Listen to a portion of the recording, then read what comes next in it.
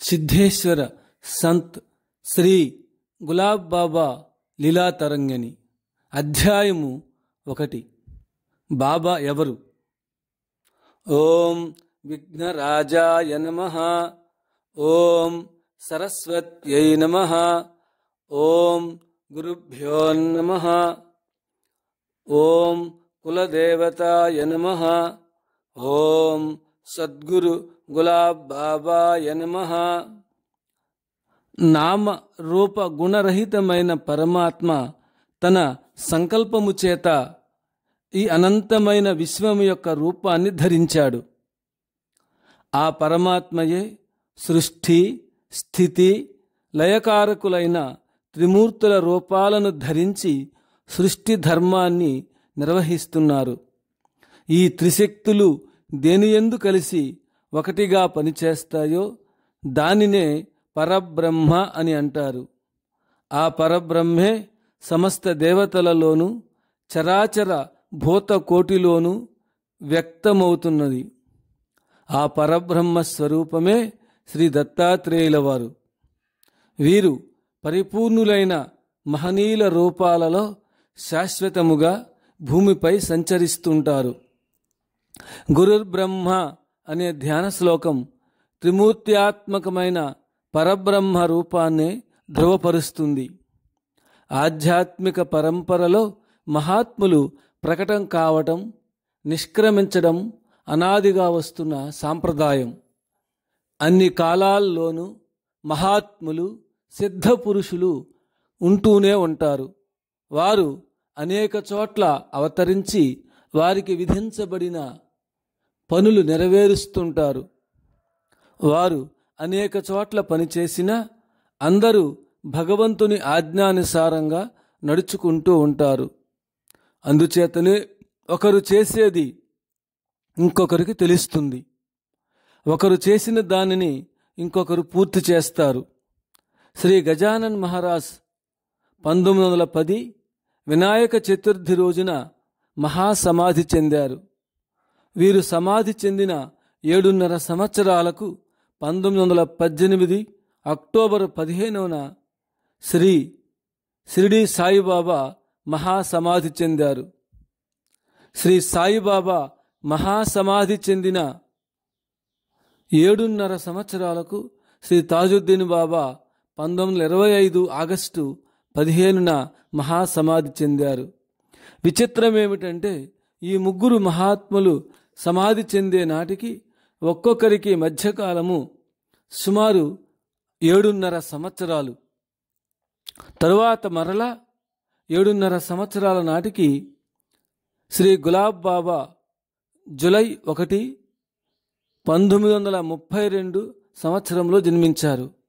శ్రీ గజానన్ మహారాజ్, శ్రీ సాయి, శ్రీ తాజుద్దీన్ బాబాల నిష్క్రమణ అనంతరం వారి ఆధ్యాత్మిక కార్యక్రమాల నిర్వహణ శ్రీ గులాబ్ బాబా రూపంలో జరుగుతున్నదని ఉత్తర భారతీయుల ప్రగాఢ విశ్వాసం. అంతేగాక భక్తుల కథనం కూడా. ఇది దత్త సాంప్రదాయమని చెప్పవచ్చు. ఈ మహాత్ముల అందరి రూపాలలో శ్రీ దత్తాత్రేయుల అవతారమే కొనసాగుతున్నదని దత్త చరిత్రల ఆధారంగా తెలుసుకోవచ్చును. విష్ణుమూర్తి, శ్రీ దత్తుడు, రాముడు, కృష్ణుడు అందరూ పరబ్రహ్మస్వరూపాలే. ఒకే పరబ్రహ్మస్వరూపం అనేక నామరూపాలు ధరించినప్పటికీ ఏకత్వమే కలిగి ఉంటుంది. అక్షర భేదం చేత అజ్ఞులైన మానవులు మా దేవుడు గొప్ప, మీ దేవుడు తక్కువ అని పలుకుతూ ఉంటారు. అందువల్ల బ్రహ్మమొక్కటే, పరబ్రహ్మమొక్కటే అని గ్రహించాలి. బాబా ఇలా అంటారు, హర్ వేష్ మే తూ హై, హర్ దేశ్ మే తూ హై, తెరే నామ్ అనేక్ హై, తూ ఏక్ హీ హై. ప్రతి రూపంలో, ప్రతి దేశంలో నువ్వే ఉన్నావు. నీ నామరూపాలు అనేకమైన నీవు ఒక్కడవే. సర్వదేవ నమస్కార కేశవం ప్రతిగచ్చతి అను న్యాయాన్ని అనుసరించి మనం ఏ దైవాన్ని ఆరాధించినా తుదకది సర్వేశ్వరుడగు పరమాత్మకే చెందుతుంది. శ్రీ గులాబ్ బాబా కృష్ణావతారమైన తాను మాత్రము సామాన్య మానవునిలా వ్యవహరిస్తూ పూర్వ దత్తావతారమూర్తులైన శ్రీ సాయిబాబా, శ్రీ తాజుద్దీన్ బాబా, శ్రీ గజానన్ బాబా పేర్లనే ఎల్లవేళలా పలుకుతూ ఉంటారు. భగవంతుడే మహాత్ముల రూపాలలో మానవ కళ్యాణ నిమిత్తమై జన్మిస్తుంటారు. మహాత్ములు తమ ఆధ్యాత్మిక శక్తిని ఒకరి నుండి మరొకరికి సంక్రమింప చేయడము ఆధ్యాత్మిక సాంప్రదాయం. తమ వారసత్వానికి ఎవరు తగి ఉన్నారు ముందుగా నిర్ణయించి తమ శక్తినంతా వారికి ధారపోస్తారు. అవతార పురుషులు ఆయా కాలాల్లో అవతరించి నిష్క్రమించడం ఆధ్యాత్మికతలోని ధర్మాలు. వారు ఏర్పరిచిన సూత్రాలు సర్వకాల సర్వావస్థల యందు ఒకే విధంగా కొనసాగుతూ ఉంటాయి. గజానన మహారాజ్, సాయిబాబా, తాజుద్దీన్ బాబా ప్రతిష్ఠించిన ఆధ్యాత్మిక ధర్మ సింహాసనానికి గులాబ్ బాబా వారసులయ్యారని భక్తులు తలుస్తారు. అంతేగాక వారి ఆధ్యాత్మిక కార్యక్రమాలనే శ్రీ గులాబ్ బాబా కొనసాగిస్తున్నారు. ఈ నలుగురు అవతారమూర్తుల లీలలన్నీ ఒకే విధంగా ఉండడం, మరికొన్ని లీలలు పోలికలను కలిగి ఉండడం పై విషయాన్ని మరింత దృఢపరుస్తుంది. అవతార పురుషులైన శ్రీరాముడు, బుద్ధుడు కూడా రాజవంశాలలో జన్మించారు. శ్రీకృష్ణ భగవానుడు రాజవంశీయులైన వసుదేవునికి, దేవకికి జన్మించిన కన్న తల్లిదండ్రులకు బాల్యంలోనే దూరమై చిన్న గొల్లపల్లిలోనే కాలం గడిపేస్తాడు. అట్లా యేసుక్రీస్తు, చైతన్యుడు, మహమ్మద్ ప్రవక్త మొదలగు వారంతా సామాన్య కుటుంబాలలో జన్మించారు. భగవదవతార పురుషులంతా ఆగర్భ దరిద్ర జీవితాన్ని గడిపే వారి ఇండ్లలోనే జన్మించారు. అవతార పురుషులంతా ఆగర్భ దరిద్ర జీవితాన్ని గడిపే వాళ్ళ ఇళ్లలోనే జన్మించారు. ఈనాడు ధర్మగ్లాని ఎంతగానో కనిపిస్తున్నా ధార్మిక జీవనం గడిపేది ఈ బేద సాదల ఇళ్లలోనే.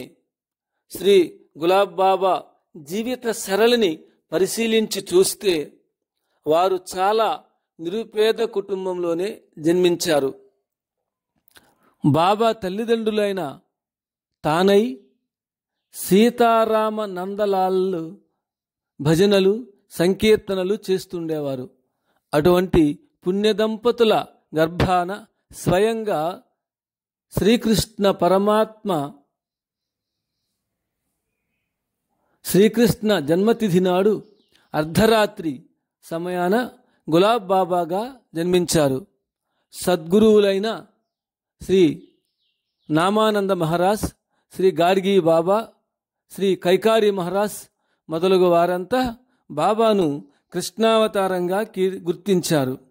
బాబాను దర్శించిన సిద్ధపురుషులు ముక్తానంద మహారాజ్ గణేష్పురి, పుండలేక మహారాజ్, తుకడోజీ మహారాజ్, సతీ అనసూయ మాత, షాకోరి గోదావరి మాత మొదలగు వారంతా బాబాను అవతార పురుషులుగా గుర్తించారు.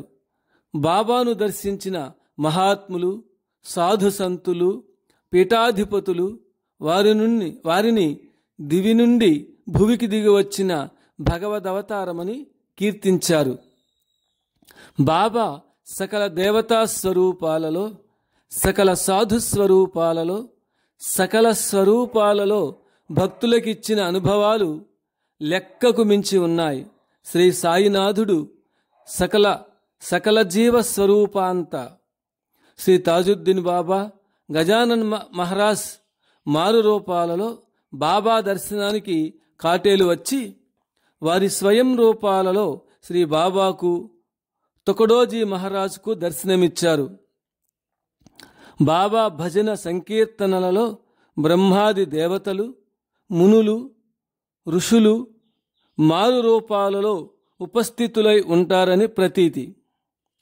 ఆకాశ మార్గాన నిలబడి దేవతలు బాబాకు హారతులు ఇస్తుంటారని ఎంతోమంది భక్తుల అనుభవాలు వివరిస్తున్నాయి. బాబా దర్శనానికై పులకించి లక్ష్మీదేవి విగ్రహం భూమి నుండి బయల్పడడం, దుర్గాంబ విగ్రహము నవ్వడం, ఆంజనేయ స్వామి విగ్రహానికి బాబా పెట్టిన ప్రసాదము అదృశ్యమవ్వడం, బాబా కీర్తనలకు ఆ విగ్రహమూర్తి పులకించి నవ్వడం మొదలగు మహిమలన్నింటినీ పరిశీలించినట్లయితే బాబా మహా అవతార పురుషుడని స్పష్టమవుతుంది. బాబా జన్మించిన అమృతకుండం, బాబా నిర్మించిన అమృతకుండం 3 అడుగుల లోతు కలిగి ఉండడం, అందులో ఎప్పుడు చూచినా 1.5 అడుగుల లోతులో నీరు ఉండడం, పర్వదినాలలో లక్షలాది మంది భక్తులు ఆ నీటితో స్నానం చేసినా ఆ నీటి మట్టం ఏమాత్రము తగ్గకుండా ఉండడం, విడి రోజులలో అంటే ఎవ్వరూ స్నానాలు చేయనప్పుడు కూడా నీటి మట్టము పెరగకుండా 1.5 అడుగులు ఎత్తులో మాత్రమే ఉండడం బాబా మహిమా ప్రభావమనే చెప్పాలి. అంతేగాక ఈ నీరు గంగాజలం వలె స్వచ్ఛంగా ఉండి ఎన్నో వ్యాధుల నివారణ చేస్తుంది. గంగాసాగర్లో ప్రత్యక్షమైన గంగా భవాని కచేరీ నదిలో ప్రవహించడం, ఇవన్నీ బాబా భగవంతుని అవతారమని విశదీకరిస్తున్నాయి. బాబాను భగవంతుడనండి లేక సద్గురువనండి. మొదటిది వారి సర్వజ్ఞత్వం. సర్వకాల సర్వావస్థలయందు సకల జీవుల బాహ్యాభ్యంతరాలలో ఉన్న సర్వ విషయాలను త్రికాలాలను తెలిసిన వారై ఉండడం. రెండవది వారి సర్వ వ్యాపకత్వం. బాబా సర్వరూపాలలో అదృశ్యంగా ఉన్నట్లు బాబా చరిత్రలో అనేక ఉదాహరణలు కనిపిస్తున్నాయి. మూడవది బాబా సర్వశక్తిమత్వం. సంకల్పానుసారముగా సృష్టిలో పరిస్థితులను మార్చడం అంటే ఆయన ప్రకృతి ధర్మాలను ఉల్లంఘిస్తారని కాదు. బాబా రూపంలో పనిచేసే దైవశక్తి మానవోద్ధరణ కొరకు ఇలాంటి మహనీయుల రూపంలో ఉద్భవిస్తుంది. ఇంత గొప్ప మహానుభావుడేమిటి, ఒక నిరుపేద కుటుంబంలో జన్మించడమేమిటి, ఇల్లు వదిలిపోవడం ఏమిటి, 12 సంవత్సరాలు సద్గురువుల సేవ చేయుటేమిటి? అయితే ఇవన్నీ వారికి అవసరమా? బాబా లోకధర్మాన్ని పాటించి చూపారు. 12 సంవత్సరాల వయస్సులోనే తీవ్రమైన వైరాగ్యంతో ఆధ్యాత్మిక సాధన చేసేవానిలా ప్రకటమయ్యాడు. శీతోష్ణాదులు లెక్క చేయకుండా హిమాలయ పర్వతాలలో అరణ్యాలలో జీవించారు. ఆయన జీవిత సరళిలో ఎదుర్కొన్న చీకటి వెలుగులు, సుఖ దుఃఖాలు, మానవమానాలు ఏకం చేసుకుని ఆదర్శ శ్రీరాముని వలె జీవించారు. శ్రీకృష్ణ పరమాత్మలాగా తన లీలలు ప్రకటించారు. సర్వసిద్ధులు ఆయన పాద కమలాల వద్ద నాట్యం చేస్తుంటాయి. ఈయన సాధించాల్సింది ఏమీ లేకపోయినా ఆయన సామాన్య మానవునిగా మన చర్మ చక్షువులకు కనిపించిన సాధనలన్నీ ఆయనకు కరతలామలకములు. ఆయన జ్ఞానులకు జ్ఞాని, సర్వజ్ఞులకు సర్వజ్ఞుడు, జ్ఞాననేత్రంతో చూసేవారికి భగవంతుడు. ఆయన సామాన్యులకు కూడా పాద నమస్కారాలు చేస్తుంటారు. బాబా దైనిక చర్య. బాబాకు 65 సంవత్సరములు దాటినా నేటికి ఆహార నిద్ర విషయాలలో ఎటువంటి శ్రద్ధ చూపక నిరంతరం ఆధ్యాత్మికతను ప్రజలలో పెంపొందింపజేయడానికి నిర్విరామముగా పర్యటిస్తుంటారు. వారు తినేది పంచభక్ష్య పరమాన్నం కాదు. వారు తినేదల్లా నిత్యము రుచిలేని బిస్కెట్లు, ఉల్లిపాయలు, జొన్న రొట్టెలు. బాబా ఎన్నడూ నిద్రపోరు. వారు నిద్రిస్తున్నట్లు మనం తలుస్తాం, కానీ ఆ సమయంలో మానవ సంచారం చేస్తూ భక్తులకు దర్శనమిస్తుంటారు. లేకపోతే ఇతర లోకాలలో తిరుగుతూ ఉంటారు. ఒక్కొక్కప్పుడు మన ముందే స్పృహ తప్పి పడిపోతూ ఉంటారు. గంటకో అరగంటకో యథార్థ స్థితికి వస్తారు. ఆయన శరీర పరిస్థితి చూస్తే విపరీతంగా రొప్పుతున్నట్లు కనపడతారు. అంటే ఏ భక్తుడి బాధలో తీసుకోవడానికి అలా చేస్తుంటారు. అస్వస్థత చెందిన బాబాకు ఇటువంటి సమయంలో డాక్టర్లు, భక్తులు ఉపచర్యలు చేస్తుంటారు. కొద్దిసేపటికల్లా మన లోకంలోకి వస్తుంటారు. బాబా విశాల సమభావం. మహాత్ములంతా సమదర్శనులే. అంటే అన్ని ప్రాణుల యందు ఒకే రకమైన సమభావం కలిగి ఉంటారు. బాబా మన జన్మాధిక్యత, సిరి సంపదలు, చదువు సంధ్యలు చూడరు. ఆయన మనలో చూసేదల్లా నిర్మల భక్తి, నిశ్చల విశ్వాసము, నిరాడంబర జీవనం. వీటినే మన నుండి ఆశిస్తారు. మట్టిలో ఆడి వచ్చిన బిడ్డను తల్లి చెదరించుకోకుండా ఎలా తన ఒడిలోకి చేర్చుకొని ఆదరిస్తుందో అలానే బాబా అందరినీ ఆదరిస్తారు. సామాన్య మానవ జీవన విధానం గూర్చి అందరికీ తెలియజేస్తుంటారు. బాబా మధుర భాషి, మితభాషి. ఎదుటివారి మాటలు వినడానికి అభిలషించి మాట్లాడడానికి అవకాశం కల్పిస్తారు. శ్రీరాముని వలె బాబా పూర్వభాషి కూడాను. మానవత్వమే బాబా మతం. అందరినీ ఒకే కుటుంబంలోని వారిగా మసలుకొని జీవించమని చెప్తుంటారు. బాబా తమ వద్దకు వచ్చే దుర్వ్యసన పరాయణులను అనురాగంతో చేరదీసి ప్రేమ, ఆప్యాయతలతో వారి మేనులను నిమురుతుంటారు. బాబా స్పర్శకు వారిలోని దుర్వ్యసనాలన్నీ అదృశ్యంగా బహిర్గతమవుతాయి. నాస్తికులు మానవ మస్తిష్కంలో ఏర్పడ్డ దైవభావము మౌఢ్యమని, అంటుజాడ్యమని అనే నాస్తికులు కూడా వారి అమృత దర్శన స్పర్శలచే ఆస్తికులైన వారు కోకొల్లలు. అంటే బాబా శుద్ధ చైతన్యం నాస్తికుల మీద చెరగని ముద్ర వేసి ఆస్తికులుగా మారుస్తుంది. ప్రకృతంతా బాబా ఆజ్ఞకు లోబడి నడుచుకుంటుంది. బాబా నాదబ్రహ్మ. వారి కీర్తనలు వ్యాకుల చిత్తుల మనోవైకల్యాన్ని సరిచేసే గానామృత ఓషధులు. బాబా గాన మాధుర్యం భక్తులను ఆనంద శిఖరాలకు మోసుకుపోతుంది. వారు పాడే ప్రతి కీర్తన వారి హృదయపు లోతుల నుండి పెళ్ళుబికిన అనురాగ స్రవంతులు. భక్తులు కన్నీరు పెడుతుంటే వారు కూడా ఏడుస్తుంటారు. నిజానికి పరమాత్ముడైన బాబాకు దుఃఖమెక్కడిది? మన కన్నీళ్లనే తన కన్నీలుగా భావించి ఏడుస్తుంటారు. దుఃఖించుట పరమాత్మ లక్షణం కాదు కదా. మానవులు దుఃఖిస్తుంటారు. పరమాత్మ అయిన భగవానుడు నరుడుగా మారి మనలను హరిరూపులుగా తీర్చిదిద్దుతుంటారు. ఈ భౌతిక జగత్తు కొరకు పరమాత్మ సగుణుడు కాక తప్పదు. బాబా మాతృమూర్తి.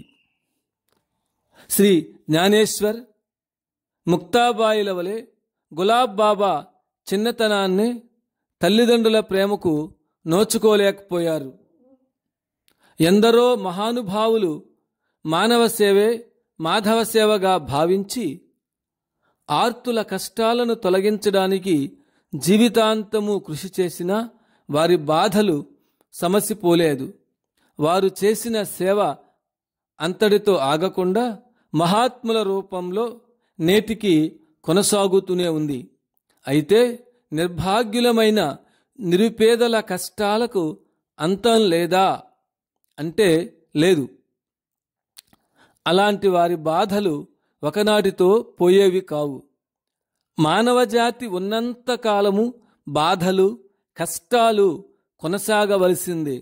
ఇది ప్రకృతిలో నిత్యము జరుగుచున్న సత్యము. బడుగు పేదల కొరకు గులాబ్ బాబా అహర్నిశలు శ్రమిస్తున్నారు. రేయింబవళ్ళు విశ్రాంతి లేక తిరుగుచుంటారు. తానాబాయి మరణిస్తూ సంత్ గులాబ్ను అందరికీ తల్లిగా చేసి ఈ జీవితాన్ని నుంచి నిష్క్రమించింది. దీన్ని బట్టి ఆమె తన బిడ్డకు ఎంత పని అప్పగించింది వెళ్ళిందో అర్థం కాగలదు. ఈనాడు తన తల్లి పాత్రనే గులాబ్ బాబా నిర్వహిస్తున్నారు. నేడు బాబా నుండి భక్తులు పొందుతున్నది తల్లి ప్రేమే. ప్రతి భక్తుడు వారిలో తన తల్లినే దర్శిస్తాడు. తల్లి ప్రేమను పొందిన వారు, పొందని వారు కూడా గులాబ్ బాబా సన్నిధిలో తల్లి ప్రేమను చూస్తున్నారు. పవిత్రమైన తల్లి ప్రేమను చవిచూస్తున్నారు. పవిత్రమైన గంగానది ఏ ఒక్కరిది కాదు, అందరిది. అలాగే గులాబ్ బాబా అందరివాడు. గంగా భవాని పాప ప్రక్షాళిని. అలానే గులాబ్ బాబా భక్తుల పాపాలను తన హస్తస్పర్శచే, ఆశీస్సులచే ప్రక్షాళన చేస్తుంటారు. భక్తులు తమ కష్టాలను కన్నీటితో వ్యక్తపరుస్తుంటే బాబా కూడా తల్లి వలె కన్నీరు పెడుతూ ధైర్యం చెబుతూ ఓదారుస్తూ ఉంటారు. అంతేగాక భక్తులను తన ఒడిలోనికి తీసుకుని ఏడుస్తుంటారు. బిడ్డ దుఃఖిస్తే కన్నతల్లి దుఃఖించకుండా ఉంటుందా? అందరికీ ఆశీస్సులు అందజేసి కష్టాలను తీరుస్తుంటారు. బాబా భక్తుల దుఃఖములను, దోషములను చూచి బాధపడుతుంటారు. మనమెన్ని పాపాలు చేసినా అసహించుకొనక మనలను వదలకుండా ఉంటారు. ఇది భగవానుని లక్షణం కూడాను.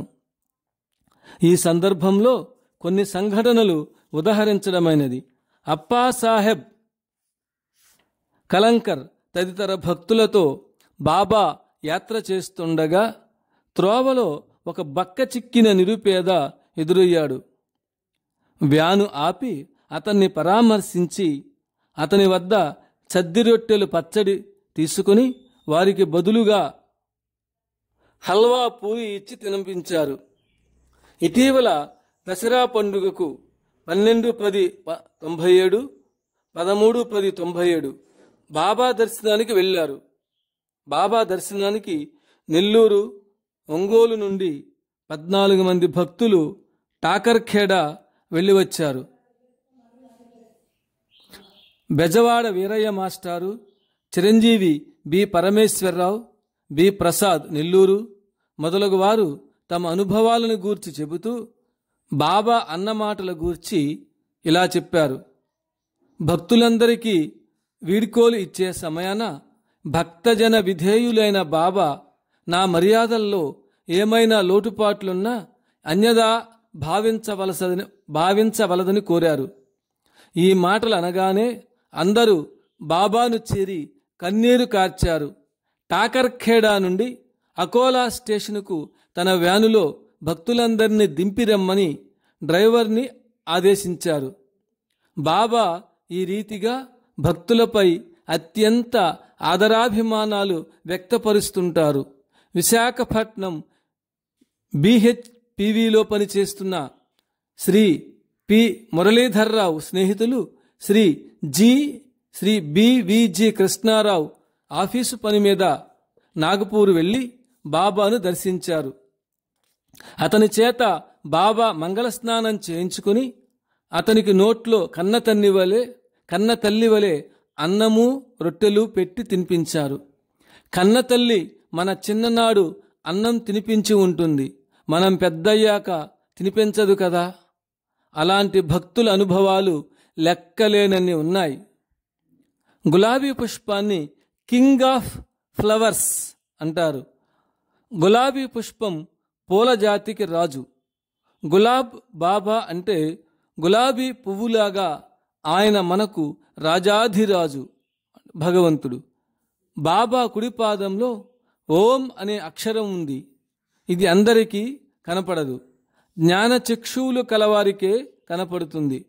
అందుకనే ఓంకార స్వరూపుడైన బాబా మాతృస్వరూపుడు, విరాట్ స్వరూపుడు. ఈ జగత్తుకంతా అమ్మలకు అమ్మ జగత్పిత అయి ఉన్నారు. ఈ జగత్తుకంతా అమ్మలకు అమ్మ జగత్పిత అయి ఉన్నారు. బాబా సాన్నిధ్యంలో ఉన్నప్పుడు కన్న తల్లిదండ్రులు, రక్తం పంచుకొని పుట్టిన అన్నదమ్ములు, అక్కా చెల్లెళ్ళు, బంధుమిత్రాదులు స్మరణకు రానే రారు. ఇది అనేక భక్తుల అనుభవం. బాబా దగ్గరకు ఎంతోమంది భక్తులు వచ్చి కోరికలు వెనువెంటనే తీర్చమని కోరుకుంటుంటారు. కోరికలు తీర్చకపోతే కోప్పడి వెళ్ళిపోతుంటారు. నిజమైన భక్తులు అరుదు. బాబా ఏది చెబితే అది మనం చేయాల్సి ఉంటుంది. మన మనస్సే మనలను మోసం చేసి బాబాకు దూరం చేస్తుంది. జాగ్రత్త పడండి. కలి ప్రవృత్తి మన హృదయంలో స్థిర నివాసం చేస్తున్నందువల్ల మనలను చెడు మార్గాన పరుగులు తీసేటట్లు మనల్ని ఆటలాడిస్తుంది. బాబా ఎవరు అనే విషయాలను హిందీ పద్యాలలో వ్రాయబడిన భగవాన్ గులాబ్ బాబా కవచం నుండి, షిరిడీ సంస్థానం వారిచే ప్రచురింపబడిన సాయిలీలా మాసిక్ నుండి 2 పద్యములు మాత్రము పొందుపరచడమైనది. ద్వాపర్ కా వహ్ దేవకి నందన కలియుగ్ మే గులాబ్ బాబా కితనే గోపీ గోపియాం ఉస్కే ఆగే పీछे नाच रहे छोड़ रास लीला द्वापर की हिल मिल पुगड़ी खेल रहे वृंदावन का వంశీధర్ ఆయా బన్కర్ గులాబ్ బాబా. ద్వాపర యుగం నాటి ఆ దేవకీ నందనుడే కలియుగంలో గులాబ్ బాబాగా జన్మించారు. ఎందరో గోపాలురు, గోపికలు వివిధ నాట్య భంగిమల్లో వారి ముందు వెనకాల నాట్యం చేస్తుంటారు. ద్వాపర యుగం నాటి రాసక్రీడలు వదిలి బాబా వారితో పుగడి అనే ఆటను ఆడుతూ పాడుతుంటారు. బృందావనం వంశీధరుడే గులాబ్ బాబా రూపం దాల్చి మహారాష్ట్రలో జన్మించాడు. రుద్ధి సిద్ధియాం బాబాకే ఆగే పీछे నాచ్ రహే ఘట్ ఘట్ వాసి అంతర్యామి సఖీ సిద్ధింకే స్వామి इस वामन वपुने लाखों को बना लिया है अनुगामी. बाबा संत नहीं गुलाब बाबा सचमुच भगवान है. प्रस्तुत लीलाओं की झुंकी है पर्याप्त प्रमाण है.